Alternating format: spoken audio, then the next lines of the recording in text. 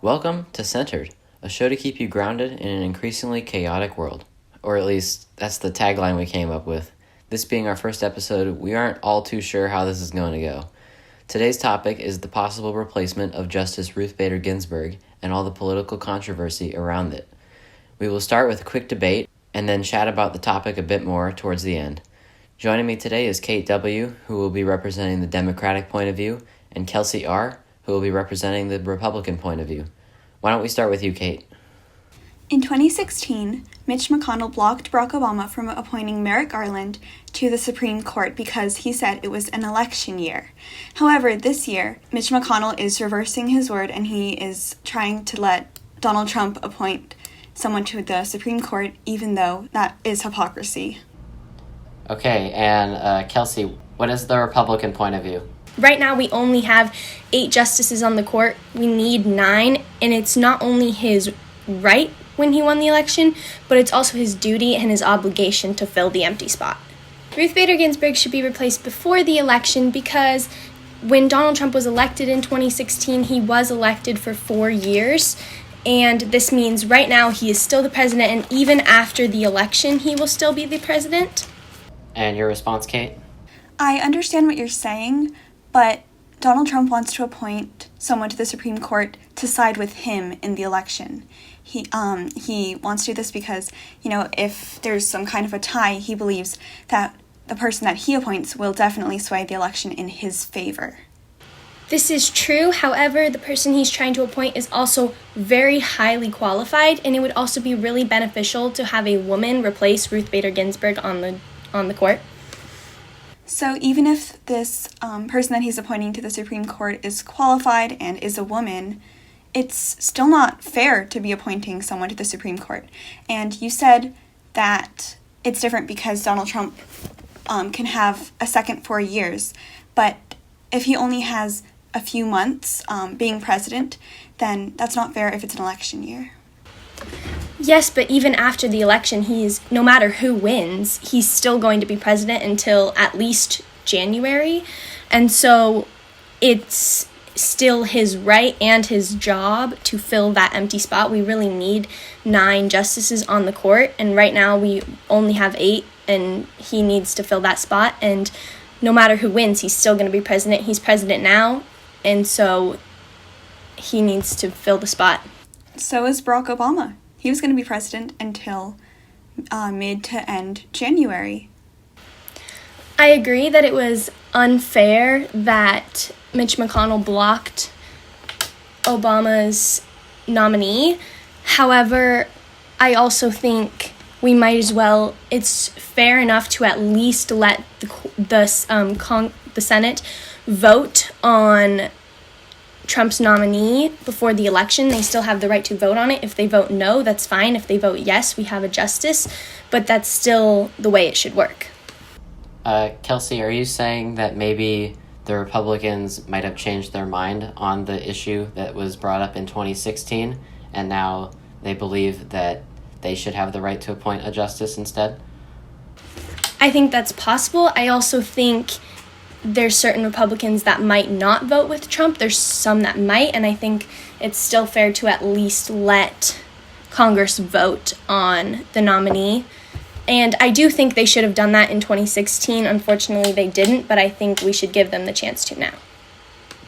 That's just promoting hypocrisy and taking back your word. And in government, especially in a time like now, it's important to set the rules and to follow them. And it's not setting a very good example if Mitch McConnell only helps the Republicans and really undermines the Democrats in a way. But, Kate, if the Democrats wanted Obama's appointee to be nominated, and now they're not letting Trump's nominee be appointed, isn't that the same hypocrisy that you're complaining about from the Republicans? Yes, but the Republicans actually made the motion to block it. And if the Republicans had allowed Merrick Garland to be appointed, then they definitely should allow Coney Barrett to be appointed. But the fact is, they didn't let Merrick Garland be appointed. They didn't even give him a hearing. Yes, but if it's true that they changed their mind and they realized, oh, okay, for whatever reason that they may have changed their mind, maybe they'll continue this in the future now that they're saying, you know what, we still have the same president, he or she is still president, and they have that right to fill the spot and they have the job, and so maybe they'll continue this in future years no matter who's the president. But the fact of the matter is that Mitch McConnell wasn't allowing Merrick Garland to even get a hearing, and he did that because Merrick Garland and Barack Obama are Democrats. He did that because they're not Republicans. All right, that was a pretty good debate. Do you guys, after researching this for a whole week, do you guys think that your point of view on this changed at all, and how the information that you gathered affected your views personally? I'll start. I think that I don't know if I had a major shift in my point of view. I just think I was kind of able to understand where both sides were coming from more in my research. I agree that it was very unfair that Mitch McConnell blocked Obama's nominee, and that was definitely not fair. They should have at least let the Congress vote. But then again, I do think we need to fill the empty spot on the bench, and that we have a president now, and that if he can do that, that's great, and that if we can at least give Congress the chance to vote on it, that it would be a little more fair. So I don't know if I really had a major shift in which side I felt more strongly towards, but I definitely got more information from both sides. So, Kelsey, you mentioned that if she gets appointed now, this could mean that in the future, election years wouldn't have an impact on whether or not someone would be appointed. And I was arguing the Democratic side, but I really do understand the Republican side in that, well, now they are letting it happen, and they are letting her be appointed, and they want her to be appointed. And so I kind of think it's interesting that maybe they're really just doing what the Democrats wanted them to do. And since the Democrats don't want them to do it this time, maybe the Democrats are, like Alex said, also being a little hypocritical. You guys also did quite a bit of research on the background and credentials for Trump's nominee, Amy Coney Barrett. And was there anything that surprised you or you thought was interesting about her background? I did find she's very highly qualified, I think, for this job. She was a federal judge and she was a Notre Dame law professor. I did see one thing, that if she were to be appointed, the court would be 6-3 in favor of the Republicans, which I could see being a real problem for just kind of balancing issues more.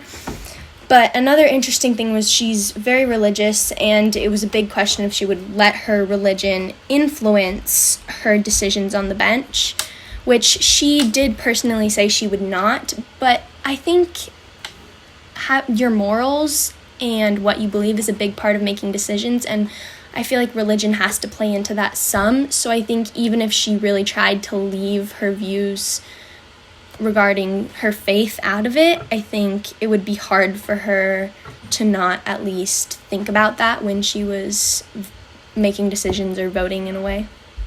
Okay, what about you, Kate? So what I found interesting about her is that she's pro-life and, well, like basically anti-abortion, yet she allows guns and she wants to take away health care. So that just makes me wonder, how pro-life is she, and what exactly does that mean in terms of, the decisions that she would make.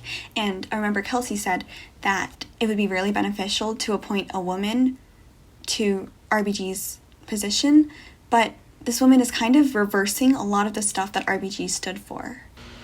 Yeah, I agree. I thought that was a good point.